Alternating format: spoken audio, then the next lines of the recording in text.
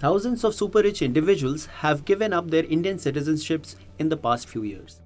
According to a report, over 23,000 Indian millionaires bought one way tickets between 2014 and 2018.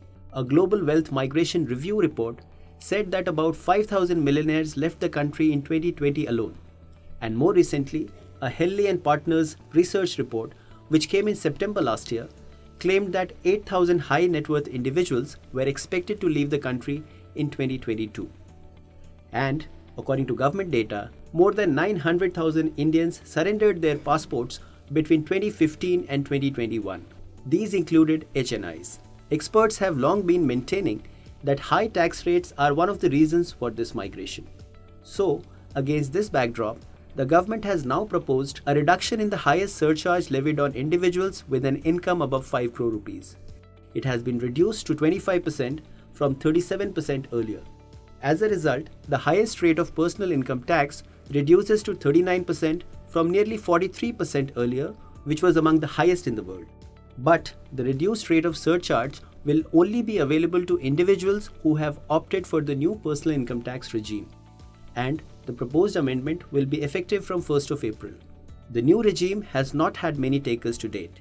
This is because the benefits offered under it have not been significant when compared with those in the old regime. However, the new regime could now become the go-to choice for HNIs.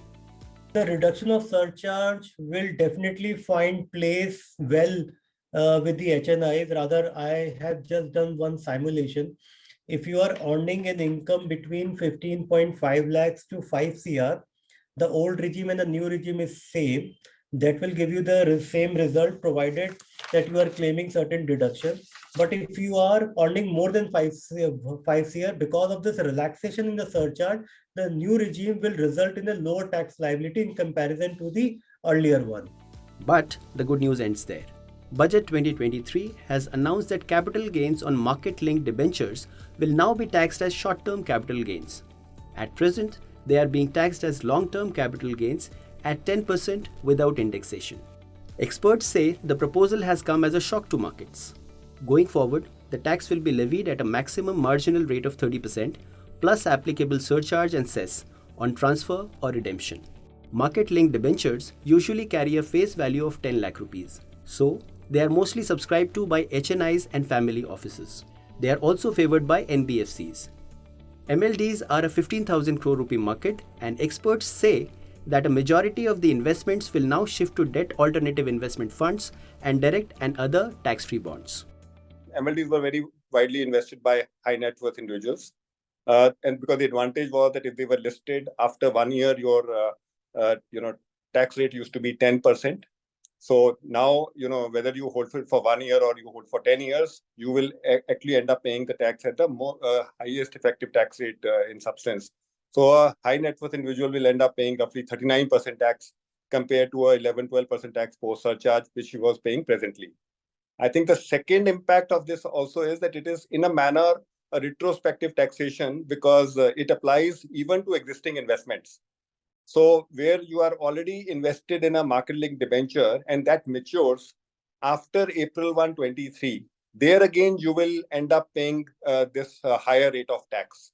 So unlike some of the other instruments where the higher tax rates come in for investments made in the new year, this equally applies to even investments in the past. So this somewhere impacts existing investments, and people don't really have an option to get out of those investments because those are committed investments.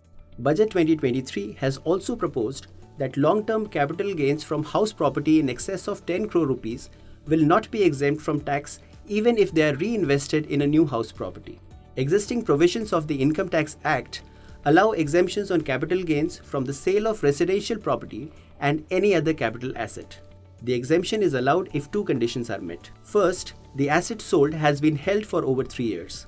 And second, the proceeds from its sale are used to purchase a residential property in India. The 10 crore rupee cap will also apply to deposits in the capital gains account scheme. We have seen a lot of boom in the startup space. A lot of investors or the founders have made good amount of money on exits. Similar things have happened with promoter groups. So they have used those proceeds to buy high value properties we've seen such very large value transactions happening in Delhi. We have seen it in Mumbai and other locations.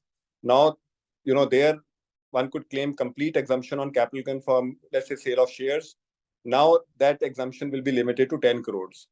So I think this segment will certainly be impacted because they will probably now not find buying luxury real estate that attractive, because above 10 crores, everything will be taxable.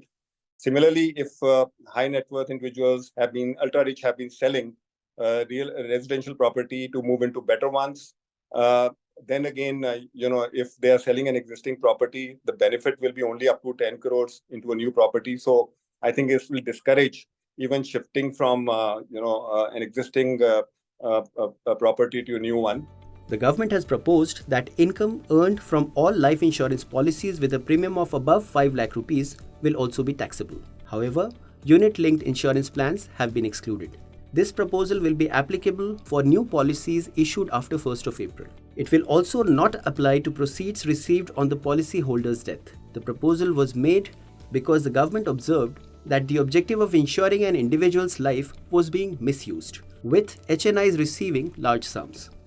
So I think the policy rationale of capping the premium on aggregate basis on all the life insurance product except the ULIP to 5 lakhs rupees is not to treat the life insurance product as an investment avenue, just to treat the life insurance product as a product for insuring the life, but not as a multiplier of the money. The pension product is being sold as a life insurance product, and whether those products will also fall within the trapping of this 5 lakh rupees.